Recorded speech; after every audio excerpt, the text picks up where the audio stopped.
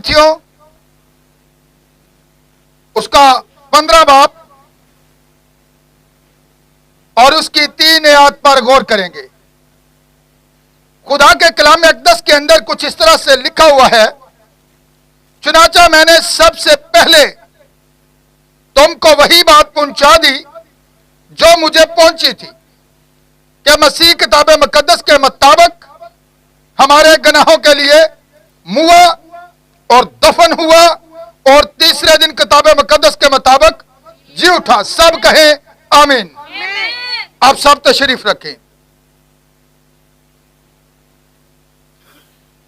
अब जो है हम गौर करेंगे कि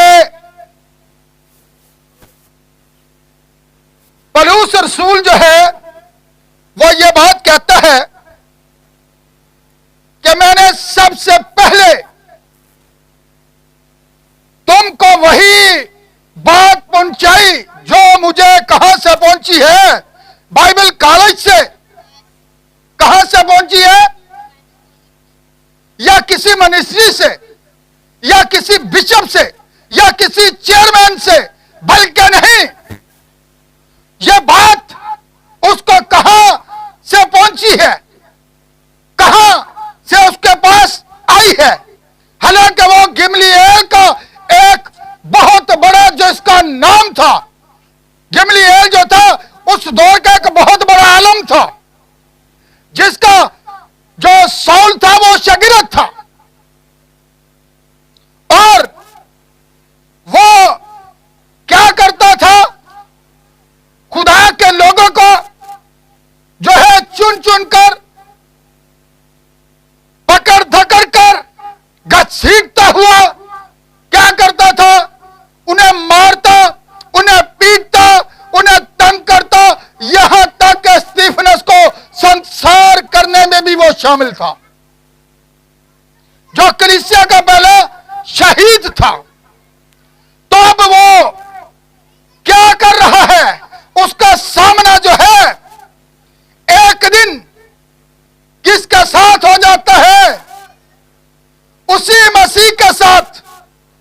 जब वो सरदार, उस दौर के जो सरदार काहिन थे, उस दौर के जो आलम थे, उनसे जो है वो खत लेता है उनको पकड़ने के लिए। उनको जहां पर वो इबादत करते हैं वहां पर वो पहुंच जाता है और लोग डर के मारे जो है उसका नाम सुनते ही खौफजदा हो जाते थे कि वो तो खुदा के लोगों पर बड़ा जुल्म करता है। हालांकि वो यह समझता था कि मैं खुदा की शरीयत पर अमल करने वाला हूं। ये लोग गुमराह हो चुके हैं, ये लोग जो यीशु मसीह का नाम लेकर मुनादी कर रहे हैं, गलत कर रहे हैं।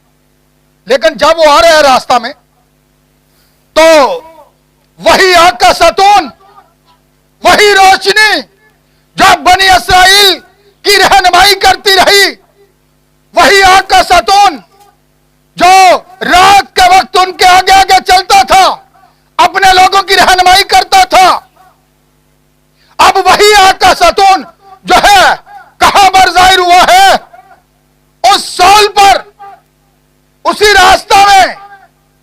और जब वो उस रोशनी की ताब ना ला सका, मुंह के बल गिरा है, जब उठा कुछ दिखाई ना दिया, आवाज आई, आए सौल तू मुझे क्यों सिताता है। अब उसके अल्फाजों पर गौर करें, वो कहता है खुदावंद तू कौन, क्योंकि उसने सीखा था गमलीएल से, जिसका वो शागिर्द था।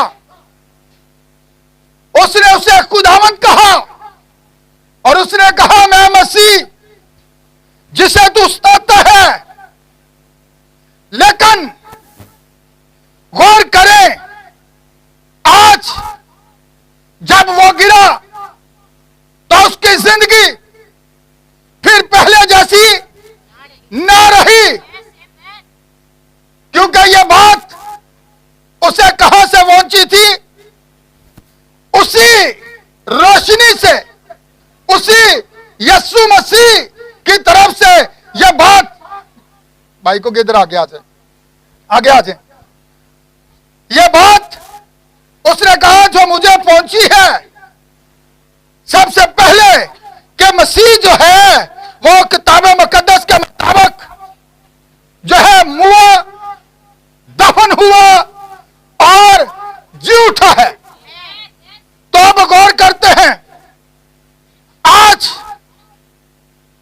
बहुत से लोग गिरते हैं। मैंने बड़े से लोग देखे, लोग खादिम आधा घंटा दुआ करते रहते हैं हाथ पकड़कर, इसको मैंने गिराना ही गिराना है। पीछे एक बंदा भी खड़ा कर लेते हैं, पहले ही खड़ा कर लेते हैं, दुआ शुरू कर देते हैं। जितनी देर तक वो गिरता नहीं ना, हाथ ऐसे करें, हाथ ऐसे करें, हाथ ऐसे करें। तो जब वो गिर जाता है फिर ऊपर से उसकी गिरे हुए की वीडियो बनाते हैं। अच्छा, सवेरे पता चलता बाहर जाके वो तो शराब पी लिया। गिरने का वो मुंह के बल गिरा है, कौन? वही सौल जिसने शरीयत सीखी थी, बड़ा शरीयत का पाबंद था, शरीयत पर अमल करने वाला था।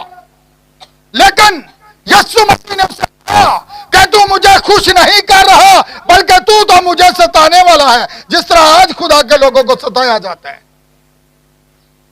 बल्कि तू मुझे क्यों सताता है? लेकिन वो गिरने के बाद सौल नहीं रहा, कि सौल नहीं रहा, गिरने के बाद पलूस बन गया है, सबसे छोटा। और उसने कहा यह बात मुझे खुदावंद से पहुंची है और मैंने तुम्हें भी इसकी खबर दी है कि यीशु मसीह किताब मुकद्दस के मुताबिक जो है मुआ और दफन हुआ और जी उठा। यह कलाम कहता है मैं फितरत पर भी आऊंगा, इन दरख्तों पर भी आऊंगा। यह खुदा का कानून है, एक फितरत का कानून है। दरख्तों पर गौर करें, किस तरह जो है उनके पत्ते उजाड़े के अंदर गिरते हैं, यह उनका मरना होता है, मट्टी में मिल जाते हैं, गल सड़ जाते हैं। लेकिन खुदा का एक कानून है, खुदा का कानून उसकी फितरत के अंदर मौजूद है। फिर जब जिस मौसम के अंदर हम खड़े हैं, बहार के मौसम के अंदर, खजा के मौसम के अंदर, तो देखें हर एक चीज खिल उठती है। यह है मरना, दफन होना और जी उठना। वही पत्ते जो गिर जाते हैं, दरख्त खाली हो जाते हैं, वो मिट्टी के अंदर गल सड़ जाते हैं, लेकिन फिर देखते हैं वो वहां पर निकले होते। क्यों? यह खुदा का कानून है, ऐसी बात है। तो फिर आज बहुत से लोग गिरते हैं लेकिन बदलते नहीं। गिरा तो वो भी था, कौन? यहूदा इस्करियोती भी गिरा था, निशान दिया था जिसका जाकर मैं क्या करूंगा, भूसा लूंगा।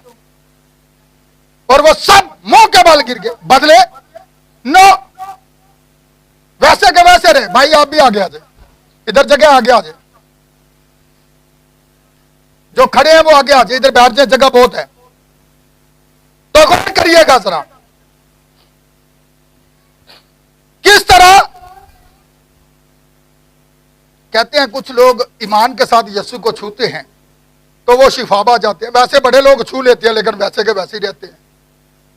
लेकिन ईमान, अब गौर करते हैं कि किस तरह अगर पलूस जो था पहले वो एक बहुत बड़ा सूरमा है, उसके बाद वो पहले जैसा नहीं रहा। पहले वो लोगों को मारने वाला है, पीटने वाला है, घसीटने वाला है।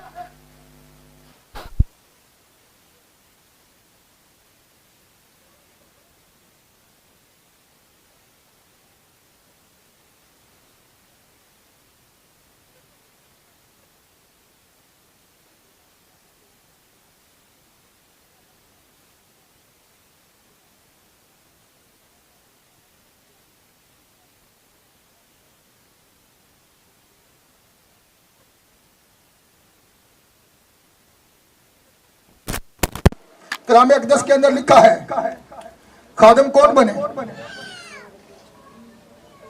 कौन बने?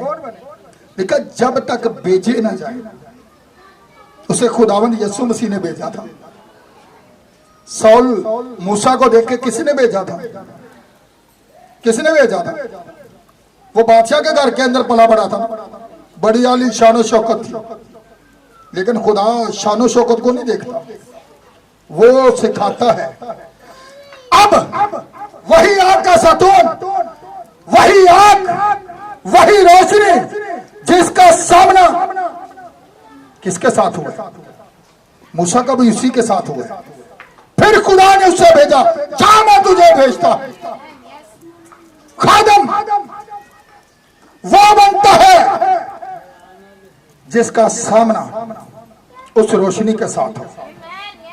वो भेजा हुआ होता है। जिस तरह इस जमाने के अंदर भी खुदा ने अपने पैगंबर को खड़ा किया, जिसने उसे भेजा, और भेजे हुए का मतलब ही क्या है? यीशु मसीह ने कितनों को भेजा? कितनों को भेजा?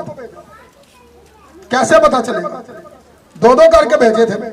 यीशु ने खुद भेजे थे ना कि जाओ क्या करो, और गली गली मोहल्ले के अंदर जाके तो बनाती करो। लेकिन फिर देखे उनके अंदर यहूदा इस्करियोती भी था। बदला कि नार सारे यीशु दे नाल, वो भी आना मैं खादम, मैं यीशु को सीखा। 3.5 साल यीशु की कलीसिया के अंदर बैठा रहा, कलाम सुनता रहा, पर बदला नहीं। वैसा का वैसा ही रहा। यीशु मसीह ने ऐसे नहीं कहा था तुम सब के सब पाक, बल्कि तुम एक खरतार है। अब याद रखें, मैं कहता हूं और खुदा का नबी भी यही कहता है, अगर कसबी खुदा का कलाम सुनती है, अगर वो बदलती नहीं तो कसबी ही रहती है। अदालत वाले दिन ये कलाम उसको मुजरम ठहराएगा, क्योंकि उसने उसके कलाम को, उसकी आवाज को रद्द किया। रद्द कैसे करते हैं? गौर करें, सबसे पहले यीशु मसीह की जिंदगी पर वो एक खादम की सूरत जिसने इख्तियार की थी। इंद्रियास और फिलिप्पस आते हैं, कहते हैं कि अरे उस्ताद, यूनानी तुझे देखना चाहते हैं। आगे से जवाब क्या मिलता है? मैं तो मरना चाहता हूं। ऐसी बात है, मैं तो मरना चाहता हूं। अब उन्होंने कहा वो तुझे देखना चाहते, उसने कहा मैं मरना चाहता हूं। गौर करें, लिखा है जब तक गेहूं का दाना गिरकर मर नहीं जाता फल नहीं लाता। तो फल देखें, आज खुदाम की जिंदगी के अंदर फल देखें। अगर वो खुद ही नहीं मरा तो फल कैसा? यीशु मसीह को देखें, जब वो मर गया तो आपको मैं बताना चाहता हूं किस तरह जो है पौलुस रसूल ये बात कहता है कि यीशु मसीह जो है किताब मुकद्दस के मुताबिक जो है मुआ है। कैसे? किताब मुकद्दस के अंदर लिखा है कि तू अपने मकदस को सड़ने ना देगा। ज़बूर की किताब के अंदर यह खुदा का कानून था, और यीशु मसीह जो है वो छठे अल्फाज जो सलीब पर कहता है, वो ये कहता है कि अब जो है तमाम हुआ, क्योंकि वो बाइबल के अंदर जितने हवाले उसकी जिंदगी के बारे में लिखे हुए थे उसने उनको मुकम्मल किया है। आपको पता है एक दफा यीशु मसीह जो है कहां पर गया था? जो हैकल उन्होंने 46 साल में बनाई थी। कितने साल में? यीशु मसीह ने एक कोड़ा बनाया है, वहां पर उनको भगाया है, गुस्से से उनको देखा है और कहा, लिखा है क्या मेरे बाप का घर क्या कहलाएगा? दुआ का घर कहलाएगा, लेकिन तुमने इसे क्या बना दिया है? डाकुओं की खो। इधर आगे आ जाए यार, जगह है। यहां पर गौर करें, क्यों? क्योंकि आज लोग ने कारोबार ज्यादा बना रखा है। ऐसे बात है, कारोबार करना चाहते हैं लोग। कैसे? और यीशु ने उनको वहां से निकाल दिया था। क्यों निकाला था? उन्होंने यीशु मसीह से एक सवाल किया है, और वो सवाल यह था, तू जो इन कामों को करता है, तू कौन सा निशान दिखाता है? अब यीशु मसीह ने उनसे कहा, अगर तुम इस मकदस को क्या करो, इस मकदस को अगर ढा दो, तो मैं इसे तीसरे दिन क्या करूंगा?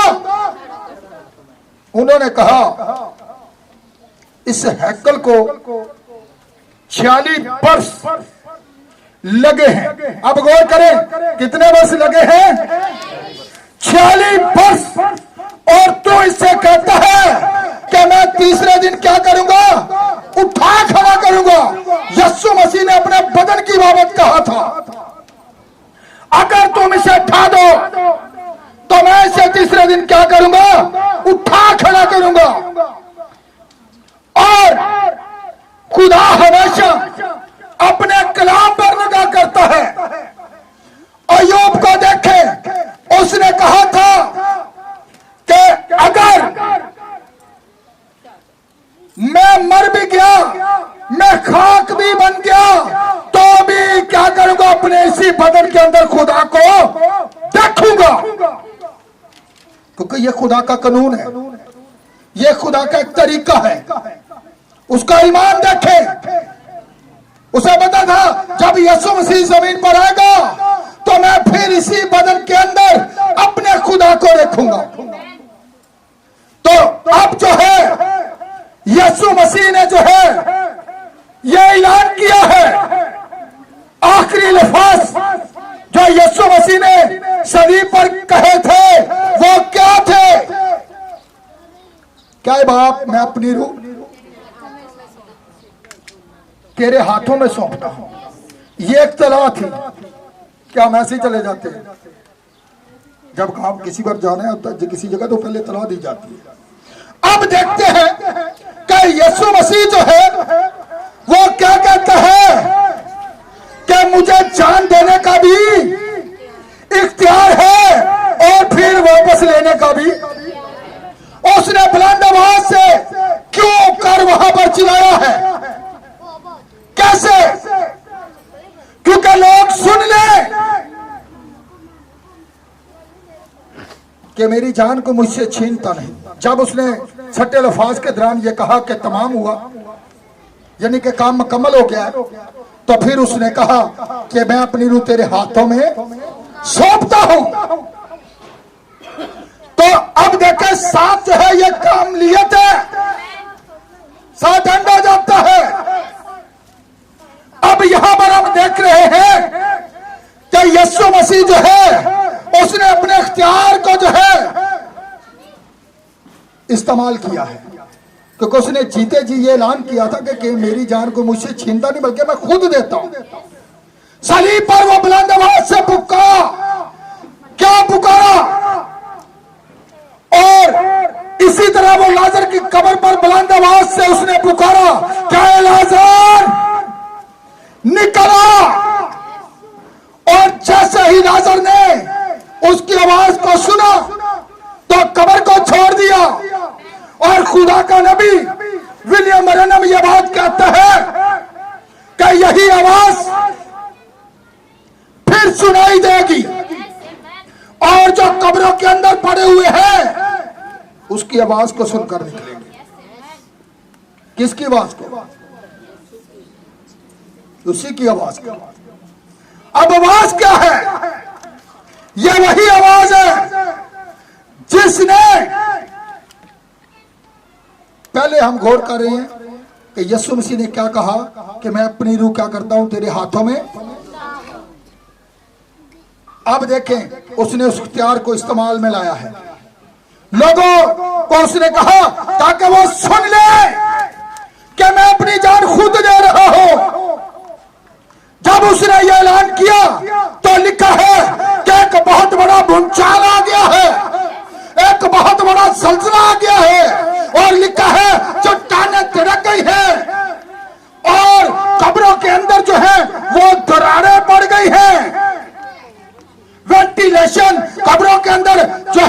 जाना शुरू हो गई है। कैसे? आपको पता है, अभी यीशु मसीह सलीब पर है, जब उसने जान दी तो लिखा है हैकल का पर्दा ऊपर से फट फट कर 2 टुकड़े हो गया।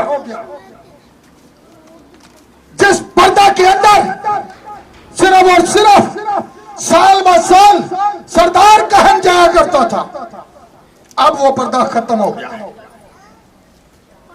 क्योंकि उसे खुदा ने ऊपर से 2 टुकड़ों में खत्म कर दिया है। अब यहां पर हम गौर कर रहे हैं, क्यों? क्योंकि यह जो जल्जला आया है, इसका एक मकसद था। बेशक जो लोग नीचे खड़े थे वो भी डर गए और उन्होंने कहा बेशक ये खुदा का बेटा था। और अब हम जरा गौर करते हैं सबक पर भी, क्योंकि जब यीशु मसीह को दफन कर दिया गया, जैसा यहां पर लिखा है कि वो किताब मुकद्दस के मुताबिक जो है मुआ, दफन हुआ और तीसरे दिन मुर्दों में से जी उठा। अब यह खुदा का कानून था। यीशु मसीह ने कहा था कि अगर तुम इस मकदस को ढा दो तो मैं इसे क्या करूंगा, तीसरे दिन उठा खड़ा करूंगा। जब यीशु मर गया, जब यीशु मुआ, दफन हो गया, तो वहां जो लोग उसकी मराठी सुनते थे, वहां पर फकीर भी बैठे होते थे, फरीसी भी बैठे होते थे, बड़ा हजूम होता था। उन्होंने कहा था कि इसने जीते जी कहा था कि मैं तीसरे दिन क्या करूंगा, जी उठूंगा। तो अब रोमी जो हाकिम थे उन्होंने क्या किया, कब्र के ऊपर एक बहुत बड़ा पत्थर रख दिया है और उसके ऊपर जो है मोहर कर दी है। कोई भी उस पत्थर को हटा नहीं सकता, कोई भी जो है उस मोहर को जो है, उस मोहर की सील को तोड़ नहीं सकता। और वहां पर पहरेदार बैठा दिए, कहीं ऐसा ना हो कि उसके शागिर्द उसकी लाश को चुरा कर ले जाएं और कहें कि वो जिंदा हो गया है। लेकिन लिखा हफ्ता के पहले दिन कुछ औरतें जो है वो आपस में सलाह करती हैं, खुशबूदार चीजें लेती हैं और कब्र की तरफ रवाना होती हैं और वो आपस में बातें करती हुई जाती हैं और वो कहती है कि कब्र पर से हमारे लिए वो तो पत्थर उन्होंने सुना कि बहुत भारी रखा हुआ है, वो कौन हमारे लिए उठाएगा। अब ये बात बड़े ध्यान से सुनिएगा। जब यीशु मसीह सलीब पर था तो जल्जला आया है, लेकिन जब यीशु मसीह जिंदा हुआ तब भी एक जल्जला आया है। एक बहुत बड़ा भूचाल आ गया, एक बहुत बड़ा जल्जला आ गया और आसमान से फरिश्ता उतरा है और उसने एक पत्थर को इस तरफ लुढ़का दिया। कैसे? और जब वो वहां पर पहुंची तो आवाज क्या आई कि जिंदा को मुर्दों में क्यों ढूंढती हो।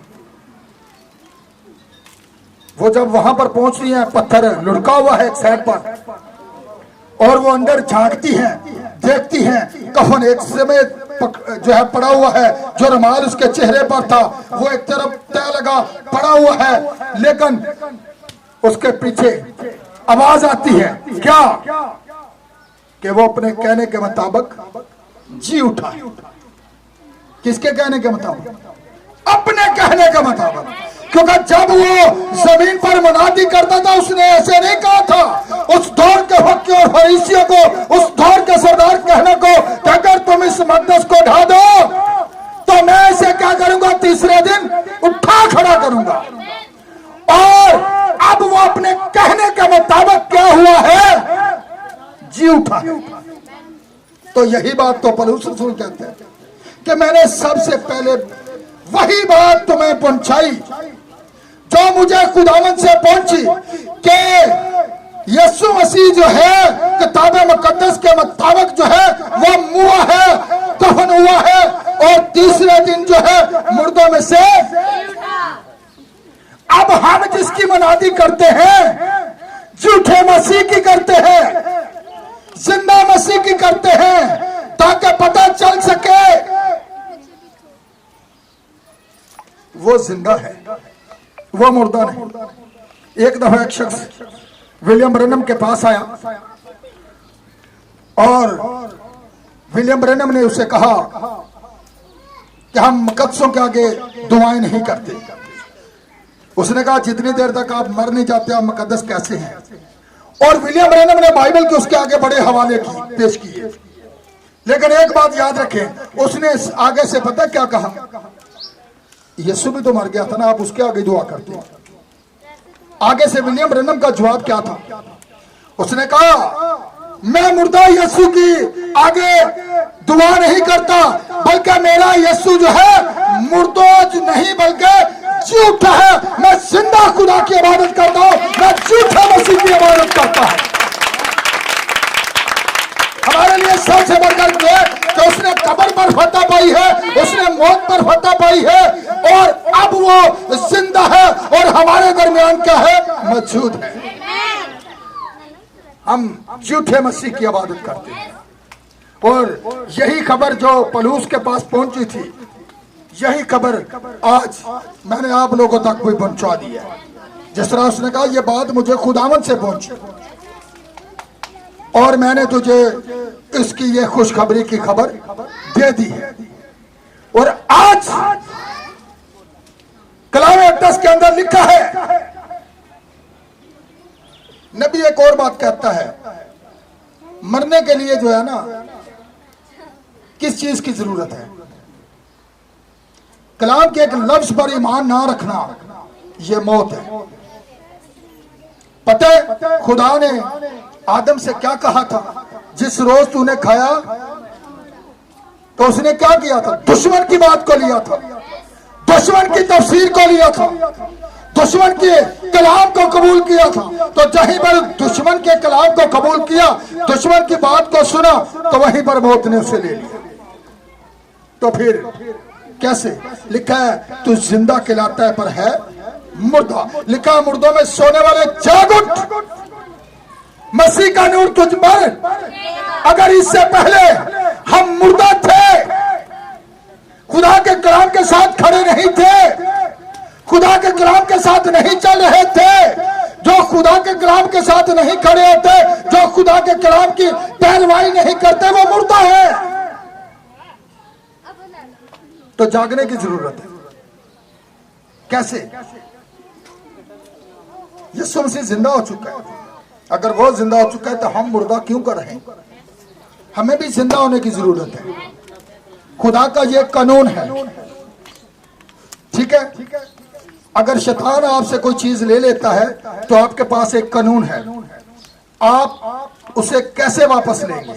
खुदा ने आपको रूह कुदस दिया है, आप रूह कुदस को हासिल करके दावा कर सकते हैं इसे वापस कर। यह है बहाल करना, वापस लाना अपनी जगह पर।